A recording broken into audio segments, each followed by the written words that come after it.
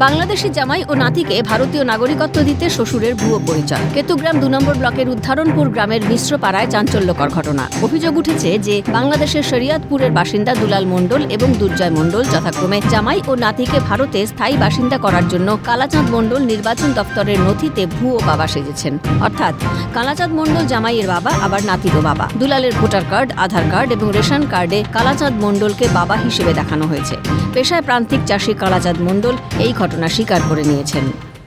আধার card হয়েছে, voter card করিয়া লাইছি, ব্লকে বইয়া আধার কার্ড হয়েছে, ওই রেশন কার্ড আর আধার কার্ড দেখাইয়া হেয়ার করে আমরা ভোটার কার্ড হয়েছে। ব্লক থেকেই করে দিয়েছে? হ্যাঁ, ব্লক থেকে কি করছে। তো ব্লকে করার সময় কোনো অসুবিধার মধ্যে পড়তে হয়েছিল? না। তো আমরা তো অশিক্ষিত মানুষ, জানি না কি হয়েছে না হয়েছে। ভোট দেন তো? হ্যাঁ, ভোট দিই। না, এই দেশেই থাকুম, এই দেশেই আমরা নাগরিক হইতে চাই। সরকার তো সরকারের কাছে কি দাবি করছেন? সরকার তো দাবি করছি আমরা যেন এই দেশে থাকতে পারি, আমরা কিভাবে থাকতে পারি, বাঁচতে পারি, আমাকে এইটুকু সরকার দেখলেই হয়। ওই দেশে জীবনে আর যাবো না, এই দেশে মরুম, ওই দেশে যাওয়ার কথা নাই। সিএনএ খবর সম্প্রচারের জেরে সাংবাদিক প্রবেশে নিষেধাজ্ঞা কাটোয়ার মহকুমা শাসকের। কোনো সাংবাদিক মহকুমা শাসকের দফতরে প্রবেশ করতে পারবেন না। গণতন্ত্রের চতুর্থ স্তম্ভকে আটকানোই শোরগোল। সাংবাদিকরা কেন ঢুকতে পারবে না? আমরা কিছু জানি না তো একটা বিজ্ঞপ্তি জারি করতে হবে তো। আপনাকে কি বলেছে? আমাকে সাংবাদিকরা এটা ঢুকতে দিতে পারে। কে বলেছে? কে বলেছে? কোনো কাজ আছে বলে বলে বিষয় না, কে বলেছে? ম্যাডাম বলেছে? আপনি ফোন করে বলুন যে তারা যাবে, তাদের নৈতিক অধিকার আছে, আপনার অ্যাক্রিডিটেশন কার্ড হোল্ডার।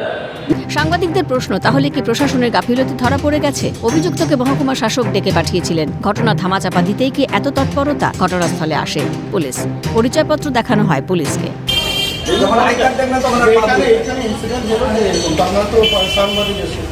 মহকুমা শাসকের তলবে হাজিরা দেন জামাই দুলাল মণ্ডল।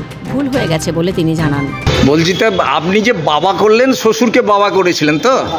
কি করেছিলেন? বাবা করছি। কাকে? আমার শ্বশুরকে। তো আপনার বয়স কত?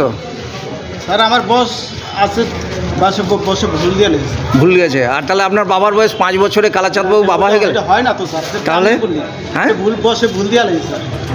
বাংলাদেশি ভোটাররাই শাসক দলের ভোট অস্ত্র, কটাক্ষ বিজেপির। আর পশ্চিমবাংলায় যে শাসক দল, তারা তো এইভাবে করে বারবার নির্বাচন দিচ্ছে, বাংলাদেশ থেকে লোক এনে ভয়ে ভোটার তৈরি করে। এটা নতুন কিছু ভাবার নেই। এটা তৃণমূলের নির্বাচনে মেইন জেতার লক্ষ্য হয়ে যায় বাংলাদেশের ভয়ে ভোটার। আর আমি বলবো এটা যে নতুনভাবে যারা আসছে তারা সঠিকভাবে তদন্ত করে, যাতে সেটাও আমরা দেখেছি যে আসাম হয়েছে, বিহার হয়েছে, পশ্চিমবাংলাও ভাবে নিশ্চিত থাকুন একদম সঠিক জিনিসটাই বার হবে। একদিকে অনুপ্রবেশকারী নিয়ে সতর্ক রাজ্যের মুখ্যমন্ত্রী, অন্যদিকে ভিন রাজ্যে নাকি বাংলা বললেই বাংলাদেশি তকমা দিয়ে পুশব্যাক। এই পরিস্থিতিতে সুর চড়িয়েছেন মুখ্যমন্ত্রী। এখন দেখার পরিস্থিতি কোন দিকে মোড় নেয়। এই ঘটনা লজ্জাজনক। গণতন্ত্রের চতুর্থ স্তম্ভ খবর করতে গিয়ে যদি হেনস্থা হয়, তাহলে সাধারণ মানুষের কি হাল হবে এর থেকেই বোঝা যাচ্ছে। তাহলে কিসের জন্য আটকানো? প্রশাসনের যে দুর্বলতা, গাফিলতি, সেটাই কি নোকাতে চাইছে? এটাই প্রশ্ন থেকে যাচ্ছে। কাটোয়া থেকে অরূপ সেনগুপ্ত, ক্যালকাটা নিউজ।